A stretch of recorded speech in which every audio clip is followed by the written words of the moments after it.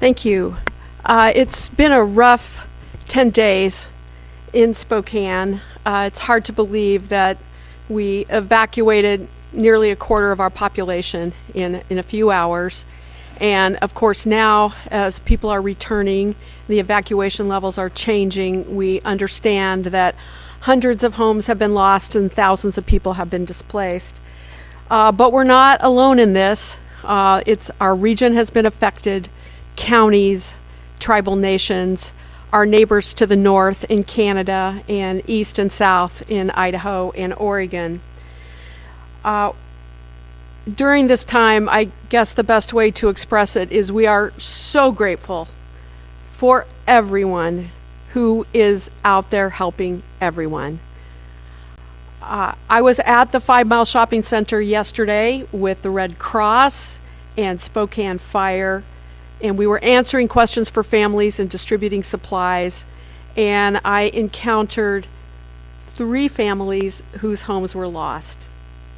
And each of their situations were very difficult, very different. One individual had 6 family members and a small business in the home. One couple had already set up where they're headed to next and who would rebuild their home. And one woman was still full of a lot of questions. But they all had something in common. When I expressed my sympathy to them, they all said, "No, Mayor, thank you. Thank the first responders. Thank everybody who's helping out." And they all told me what they had. And they said, "I bet there's folks who don't have what I have. Please help them." So I just want to express that spirit that I know is here with us today and throughout our region. As soon as the fires begin, the recovery begins, and it's a complicated, multi-agency process. But you can see everyone pulling together to try to navigate this as effectively as we can for all the people who are affected. Governor Bob Ferguson was on the ground immediately with his team working on the federal emergency declaration, and now he's back with his cabinet, statewide, agency directors and electeds, and here to talk about some of the next steps of the process. And as I turn it over to Governor Ferguson, just want to acknowledge where we are. We're in Spokane City Hall. Our motto is, "In Spokane, we all belong." And we're being looked down upon. We're in the Chase Gallery by one of our most beloved former mayors, Mayor Jim Chase.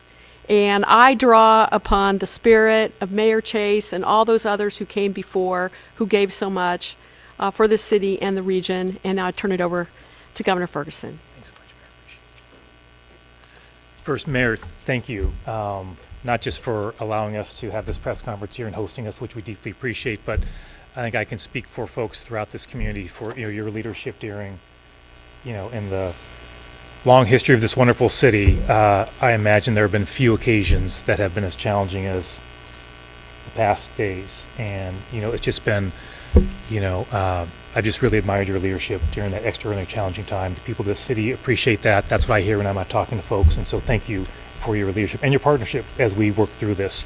Thanks to all of you for being here as well. We appreciate you taking time. Let me just start by saying yesterday late afternoon, I visited a neighborhood devastated by the fire, and I think just before I got there, the neighborhood, I think it just opened up. So as it turned out, a few folks were actually there in the neighborhood.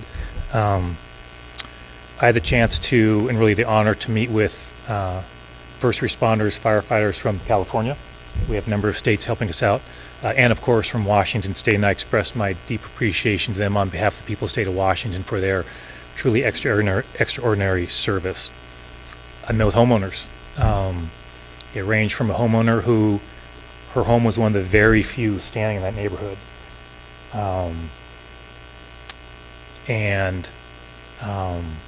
Just 2 doors down, maybe 3 doors down, there was a retired couple who had lost their home, and they were there, going through the rubble of their home. When talking to that couple, really what I was most struck by, I think, Mayor, and talking to them at some length was, and they've been at home for a long time, and I said something like, what a loss it must be to lose your home, something like that. And they said, it's interesting, they said, well, losing the home, of course, is awful, but what they said was losing the community is worse. By the community of people in that neighborhood, the friends they made over many years in that community, which I was struck by that. And maybe I shouldn't have been, but for them, the home was devastating, but losing that community, they just talked at length about that and specific neighbors and experience they'd had over many years together. And it's our job as elected leaders, do our best to try and help rebuild that community as quickly as we can and help folks who are really under extraordinarily challenging situation. I visited the convention center today. Thanks to the Red Cross, my goodness, those folks do incredible work, incredible work. In the neighborhood I went to yesterday, each home had a big blue box there, and it was provided by the Red Cross. And what it was materials folks could put on, masks, protective gear, to go through the rubble of their home, which is not, always so safe. And I just was so impressed that I was right there for every single home that was already there waiting for them. And I think it's fair to say that meeting individuals on the ground, at the convention center, folks who have temporary housing there, or folks in neighborhoods, that's obviously only strengthened our resolve collectively to do everything we can to help people in this community and across many communities in Washington State who are deeply impacted by fires. I want to emphasize the very strong partnership between all levels of government to address the situation we have across many communities in our state. I especially appreciate the very quick action by the federal government on multiple fronts. I'll speak more about that a bit later, and we'll also discuss that we'll soon be seeking a major disaster declaration to unlock financial assistance for individuals. So I'll speak a bit about that at the end of my remarks. As governor, my job in this situation, one of my jobs in this situation, is to make sure we are unlocking all the resources that state government can provide to help people during this time.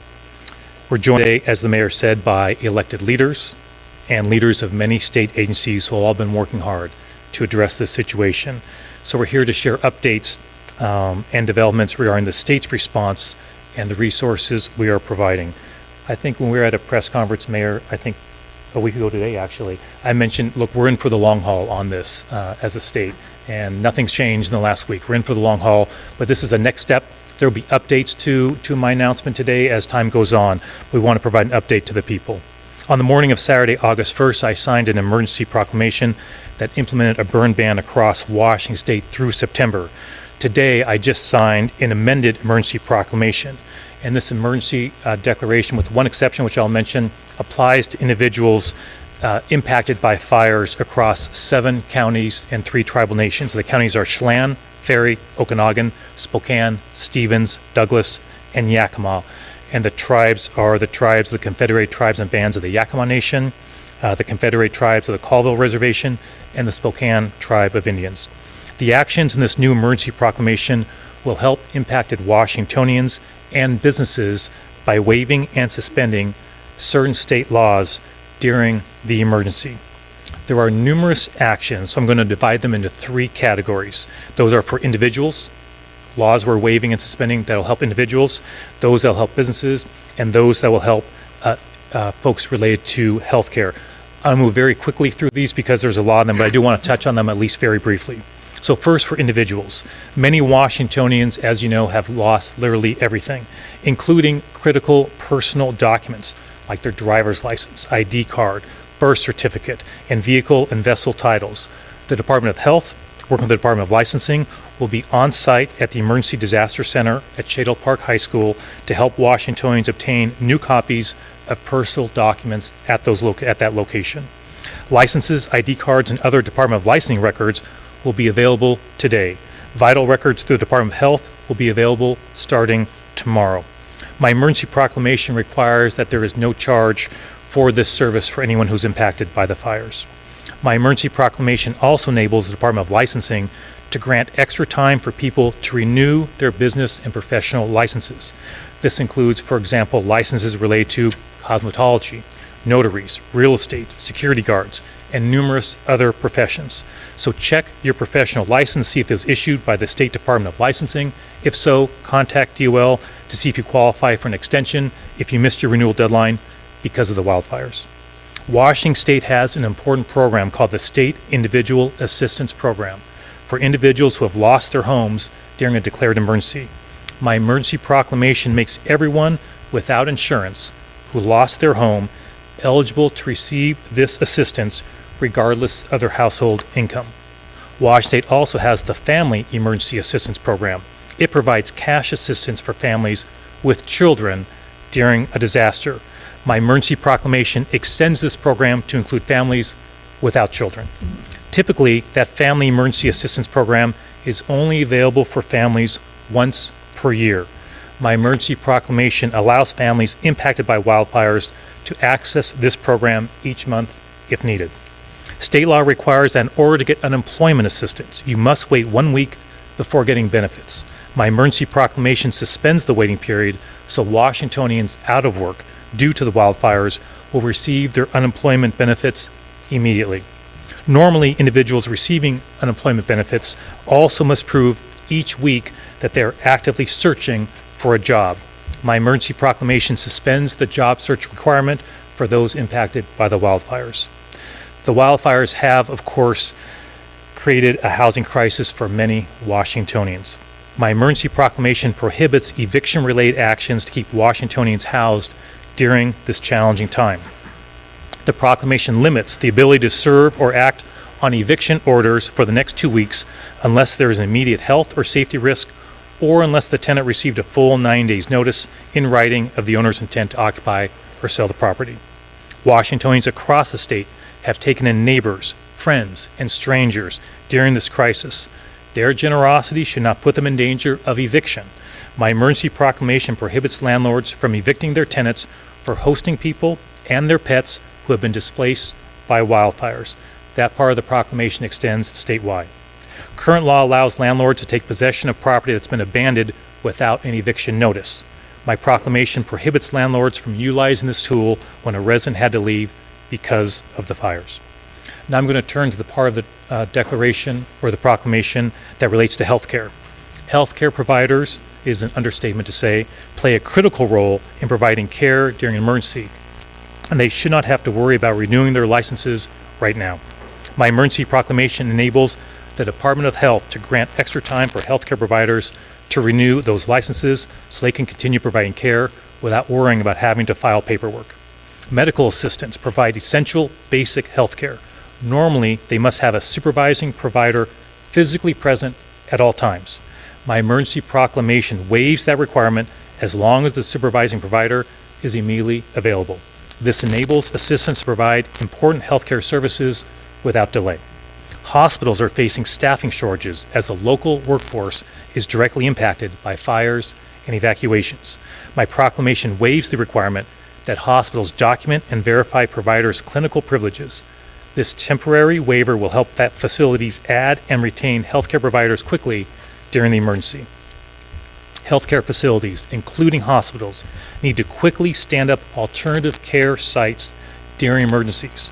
My proclamation waives state laws regarding the construction of new healthcare facilities in fire-impacted areas. In an emergency, hospitals need the flexibility to provide care at alternative sites.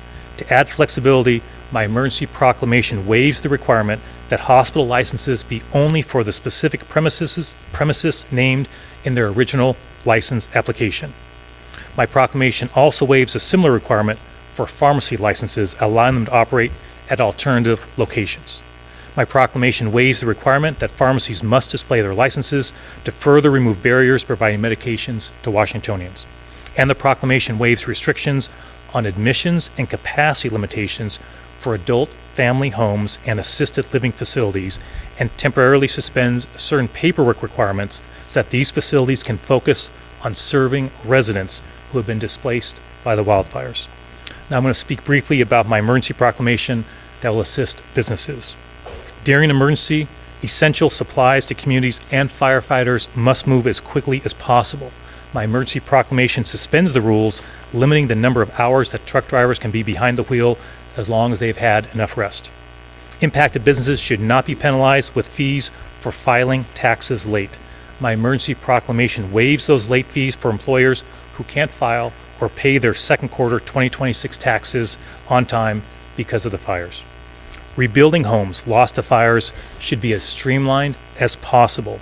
My emergency proclamation directs state agencies to submit reports within 30 days of today identifying statutes, regulations, or building code provisions that can be waived or suspended to streamline state regulations and permitting requirements for people who are rebuilding.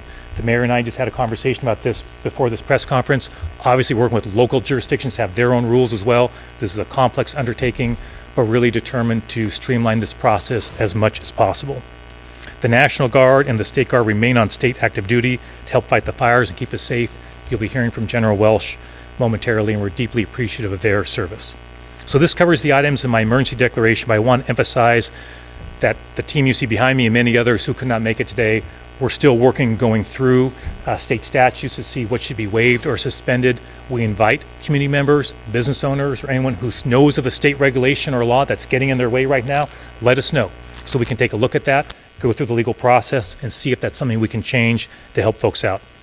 I want to conclude by just saying a few words about our work with the federal government. I think I mentioned earlier how appreciative I am that the federal government has responded. Quickly is not the word. I mean, they've just been on it. I've had proactive outreach from multiple cabinet members to ask how they can help. And that means a lot to us in a really challenging time. We especially appreciate the administration moving so quickly to grant our emergency declaration request. We also appreciate Secretary Kennedy last week granting our request for a public health emergency for these areas. That public health emergency allows providers to increase access to health care for Washingtonians on Medicare and Medicaid in those areas. This makes a huge difference for folks during emergency, and we appreciate the federal government stepping up quickly to make that happen. One thing I just really want to emphasize with the media here and for the people is there are essentially two big asks we have of the federal government to oversimplify things a little bit. The first is that immediate disaster assistance, which they have granted. Okay, we asked and they granted that. The second is a request for a major disaster declaration, a totally different request. Okay, and the major disaster declaration, that is what unlocks significant financial assistance for individuals and for municipalities. Two different things, two different processes. So I'm just going to speak for a moment about the upcoming request we'll have for major disaster declaration. We don't have a deadline yet, but we probably will soon. We anticipate our deadline will be around mid-September. We'll obviously let you know once we have that deadline.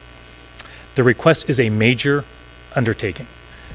It is a lot of work in a very short period of time, and it requires local governments to detail the damage to individuals and to those municipalities in their areas. The mayor and I have spoken about this already. The mayor is already on it, as are other jurisdictions.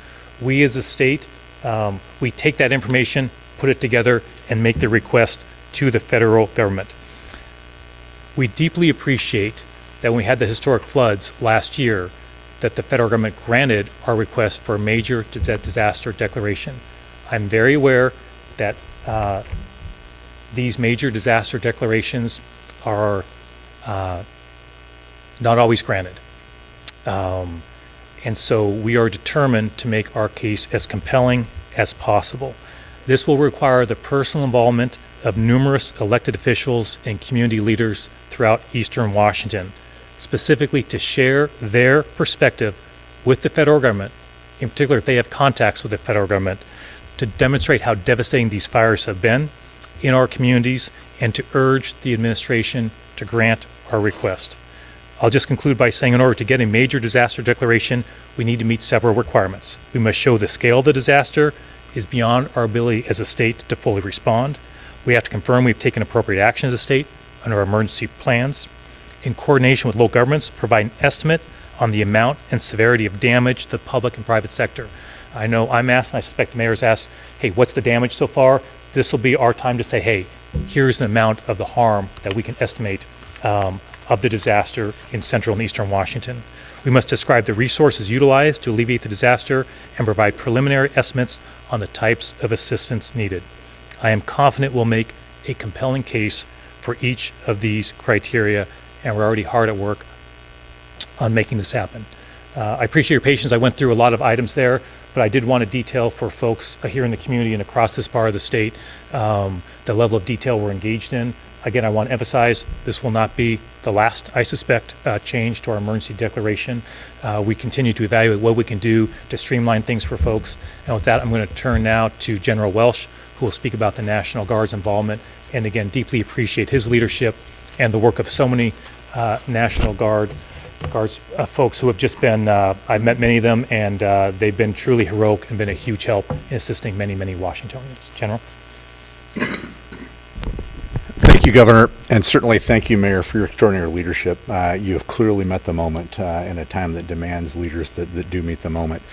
I'm Major General Gent Welsh. I wear really two hats. One is the state's Adjutant General, and two, as really the overseer of all things emergency management in the state. So I'm going to speak to you today really from both of those lenses.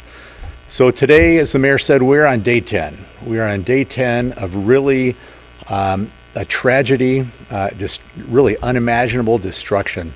Spokane took a punch in the gut. And what you're seeing out there is a community that is absolutely reacting to that, neighbors helping neighbors, and really the whole of government response here that you see behind you. So when you have a tragedy of, I would call, industrial scale proportion, you absolutely need a response of industrial scale proportion. That response requires an industrial scale response from the federal government, which the governor just outlined. What you're seeing behind me is the response, the industrial scale response from the state government. The mayor is here, local officials, tribal officials. That is the industrial scale response that you should expect from the team that is talking to you today.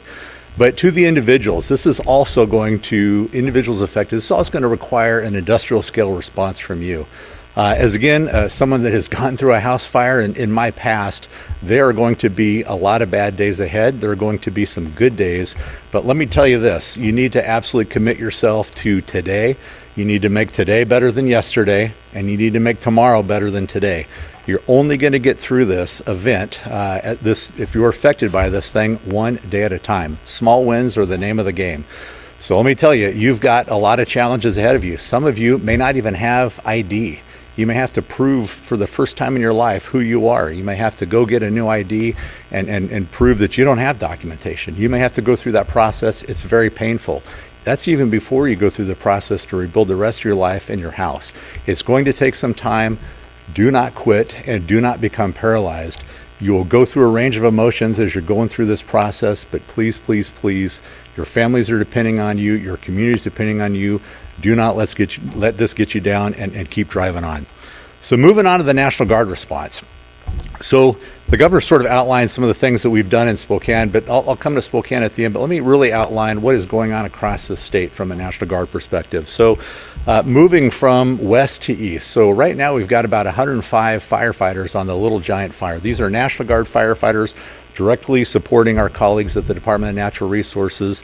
These folks, 2 weeks ago, were not expecting to be on a fire. These are your citizen soldiers, citizen airmen that are out there firefighting, because every National Guard firefighting crew that you see out there frees up a DNR fire crew or some other U.S. Forest Service fire crew to do the more important work out there. So it's important work. We appreciate our partnership with DNR. Coming now towards central Washington, we have quite the helibase. That's a helicopter base up in Deer Park. We've got another one in Wenatchee. These are aviators that for 14 days straight get up every morning and do nothing but fly helicopters, slinging buckets of water, putting fire out. I was just up at the Colville Tribal Reservation last week, heard story after story after story of tribal members whose homes were absolutely saved by those big green helicopters with two rotors up there. Those stories happen in Spokane as well. I've seen a number of pictures, but those are aviators that are putting their lives on the line. We just lost a civilian firefighting helicopter in Utah this past weekend, but please keep them in your prayers. Landing here in Spokane. So really for the past, really since this event kicked off 10 days ago now, we have had National Guard traffic control points in many ways assisting local law enforcement, keeping folks safe out of disaster areas, really freeing up local law enforcement to help get back to their day jobs of law enforcement. But we've been able to pull those traffic control points back. There are still some in the county. My understanding is by maybe today or tomorrow, we could be out of the traffic control point business. What that does is it frees up a lot of National Guardsmen to do other things, do other priority things in this community. One of those things that we just started today, and the governor mentioned, is actually working hand in hand with our Red Cross to scale up rapidly those different kits that are arriving on homeowners' what's left of their home doorsteps. Those are kits that are going to help keep you safe. They have all the Tyvek suits, a lot of PPE, but your National Guard is going to be out there now working in communities. You may see them wearing a uniform like me, but doing what needs to be done, helping our Red Cross partners, and really scaling that up as long as we need to. But again, emergency management is an absolute team effort. You've got a dynamite team here behind you. It's been an absolute pleasure to give back as much as I can to this community, and I'll be followed by Commissioner Patty Cooter. Thank you, and thank you, Governor, for bringing us together, for your leadership, and Mayor Brown for hosting us, and for your leadership too. So my role is overseeing the insurance industry in our state and ensuring that Washington consumers are protected.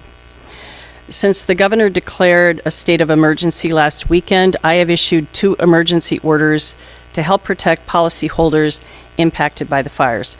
The first requires insurers to grant premium grace periods for policyholders impacted by the fires and prohibits them from canceling them if they can't pay the premium.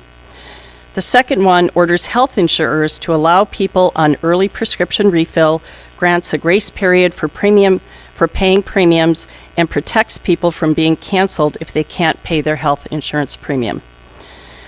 I also asked the insurers to bring their response teams to Spokane to help expedite payments and speed up recovery.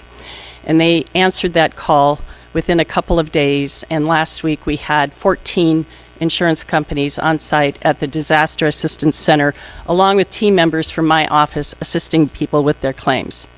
And I'm very grateful for the insurance industry's response and for their willingness to show up quickly. As for us, we brought our teams of insurance experts to help people navigate their insurance and the claims process. Our consumer hotline is also available 5 days a week, and you can chat with our insurance experts online and file complaints if needed. I want all wildfire survivors to see our office as a resource. We will continue to support you and provide help during the recovery process. We are working on setting up some workshops here to help policyholders understand every step of the claims process, and we'll share more information about those workshops in the coming days. And going forward, we're going to continue pushing our policy options in the legislature that help people fortify their homes against wildfire damage and to increase the information you get from your insurer about your wildfire risk. And with that, I'm going to turn it over to Treasurer Mike Pellicciati. Well, thank you, Commissioner Cooter. Obviously, thank you to the governor for bringing us together and for all your leadership. And obviously, thank you to the mayor as well. But a particular appreciation, obviously, to our first responders and to the Red Cross officials who I actually had a chance to meet with earlier this morning. I think it's probably fair to say among the statewide elected officials, there probably are few, if any, that have a closer personal connection to the city of Spokane than I do. I went to Gonzaga. My mother lives in the Indian Trails neighborhood, and so this is a particularly personal impact that I've had, the family's had, but also a particular appreciation that I have for the people here in Spokane. My mom was one of the first people to evacuate when the fire was coming through the Indian Trails neighborhood. I really appreciate the coordinated effort by the first responders who, in a rather miraculous way, allowed everyone to evacuate efficiently from that area. But I also have a unique appreciation for the stress that's been put on families over the last little more than a week. And I know what it was like watching the Watch app as information was being provided, the containment of the fires that was being dealt with by the first responders. And obviously, my mom's neighbors and friends who've lost houses over the last week. And so I have some sense of the anxiety that they have been feeling and continue to feel as they have to navigate the challenges that now are the next phase, as we were hearing from the general, to be able to move forward as a community. So, as state treasurer, I've been meeting with emergency officials, starting to get a better understanding of the federal funding flows and other aspects to make sure we keep money flowing in and around our state related to this. But I particularly appreciate, as we address these issues, especially flow of money between government, appreciate Commissioner Cooter's work on behalf of individuals and related to insurance claims for individual funds that are taking place. But there is obviously a lot of work to do. And again, particular appreciation for the governor of the really effective coordination of all statewide elected officials and other officials here in our state to make sure that the needs of Spokane are being met and we can continue to move forward as a state and as a community. Thank you. I'll turn over to Commissioner Upthegrove. Good afternoon. My name is Dave Upthegrove. I have the pleasure of serving as Washington State's elected Commissioner of Public Lands, where I lead 2,200 mission-driven employees at the State Department of Natural Resources, the agency tasked with leading wildfire suppression efforts. And it's been well said already that what this community has gone through has been heartbreaking, but the response from first responders, firefighters, community members has been extraordinary. And Mayor Brown, you're not only Spokane's mayor, you're Washington's mayor right now. And I've especially been impressed and really pleased to work alongside a governor who is, I have seen the sincere personal passion for helping folks in this community, and your leadership in pulling everyone together has been invaluable. I was at Incident Command again this morning, and we're making significant progress in getting these fires out around Spokane. Just a few days ago, firefighters were chasing fast-moving fires. But today, the work is increasingly shifted to securing the perimeter and methodically finding and extinguishing those hot spots. There are a lot of hazards still. It's very dangerous, and there's a lot of work still left to do. But the fact that even during difficult wind events this weekend, the fire didn't grow is a sign of the progress that's being made. I've said throughout this crisis, preparation doesn't prevent every disaster, but it changes the outcome. Long before smoke appeared in the air above Spokane, people were preparing for a wildfire season we knew could have challenges.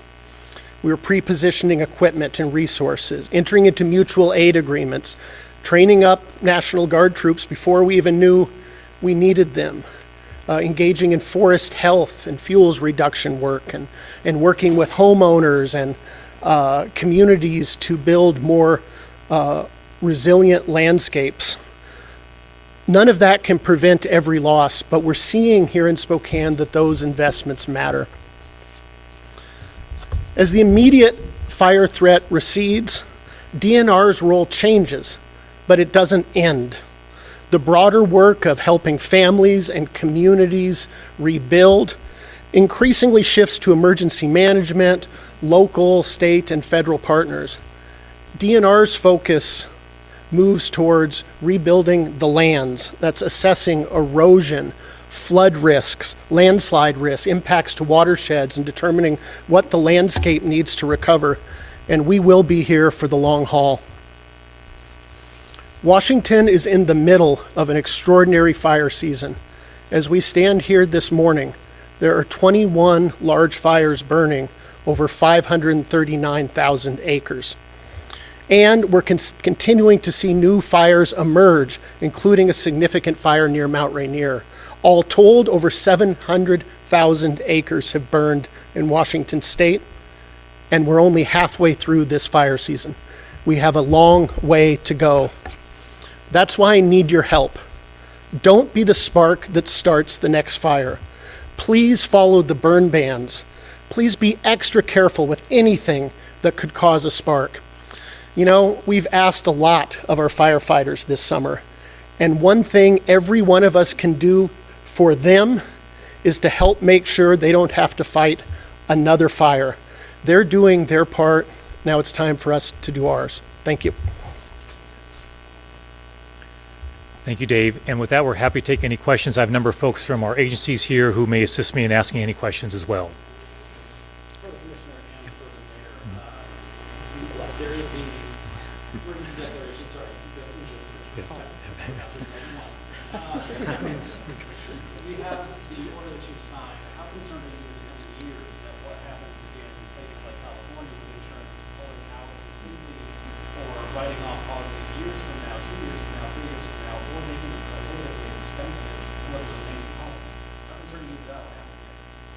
Well, it's always a concern whenever you have a situation like this that the perception of risk goes up. And of course, we can't force insurance companies to underwrite a risk. But what we can do is work to reduce the perception of the risk, which was the focus of the couple of bills that we had before the legislature last year. And I want to give a shout out to Senator Riccelli for prime sponsoring one of the most important ones, which was a wildfire grant mitigation program, which would fortify, would help people with resources to fortify their homes against wildfire, which would improve insurability. So, you know, we're not in the situation that California is in, and that's both in terms of companies leaving the state and also in terms of our FAIR plan. But I don't want to get there. And I think we need to be much more preventive in our approach, and we have to be much more strategic in our approach. So we're looking at the pockets of non-renewals and cancellations around the state, and we're looking at this pilot program working in those areas first to improve insurability and keep the insurance industry strong and competitive here in Washington. Did you want anything on that? Okay. And I'll just add briefly to that important question. The commissioner and I have had a chance to chat about this. Really appreciate her leadership on this issue.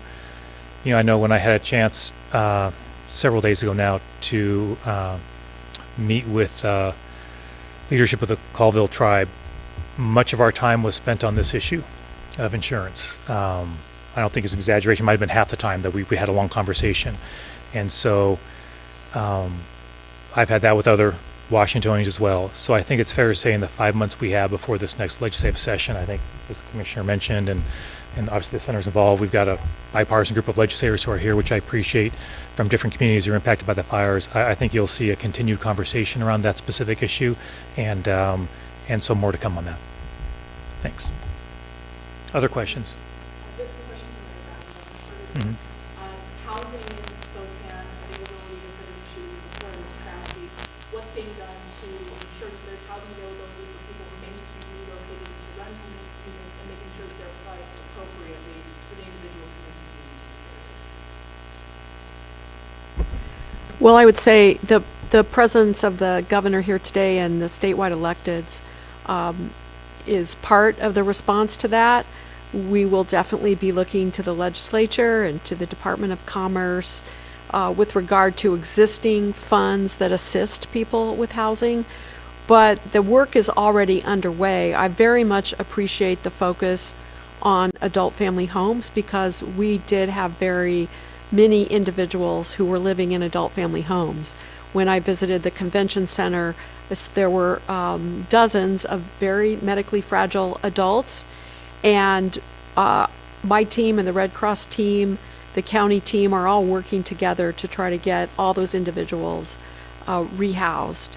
We know that short-term rentals are tapped right now, that hotel rooms are also at very high capacity. We will be doubling down on a case-by-case basis, helping people relocate in the interim, but then also I think we're going to hear within 30 days from statewide electeds about the variety of things we can do to expedite the construction of more housing at all levels in Spokane. And we appreciate past legislative bills, such as parking to people, that I know our legislative delegation worked on, and even before that, Senator Billig, to create incentives, and we were the first in the state to take advantage of that incentive. But conversions of office buildings and or parking lots into housing is something we very much encourage, and our team will put together the current incentives and help you create the capital stack possible to make those projects pencil out. And we particularly encourage that downtown, close in urban neighborhoods where we have infrastructure. We'll do everything we can to help make those projects work so that we can get that housing underway.